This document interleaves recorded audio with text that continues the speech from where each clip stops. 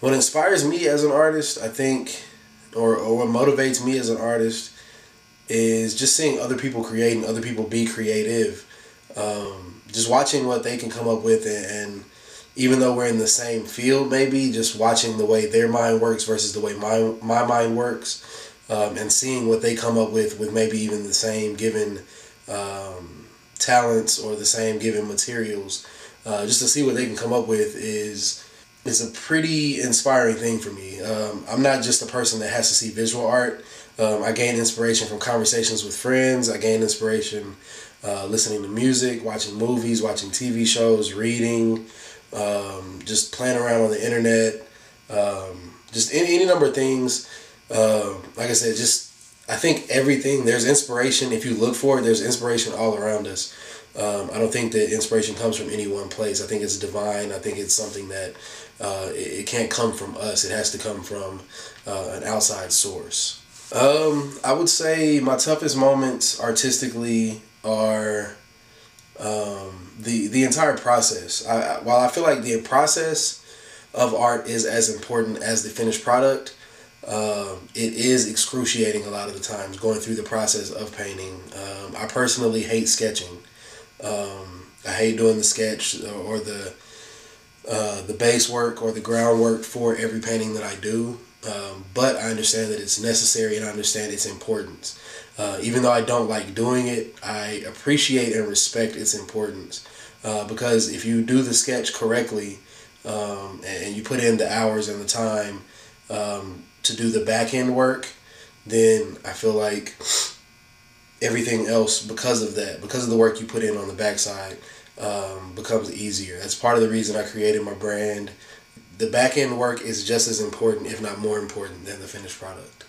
So I think, like I said, I think the most difficult thing for me is just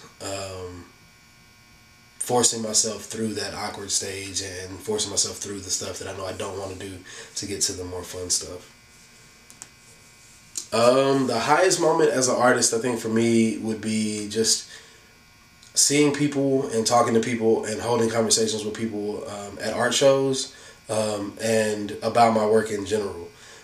Because I put in so many hours when people aren't around, when people aren't looking, to perfect my craft. It's gratifying to finally have somebody see what it is that you've been working on and appreciate what it is that you've been working on. So it's cool to have somebody actually recognize something that I'm working on, or identify with whatever it is, whatever concepts that I'm working with.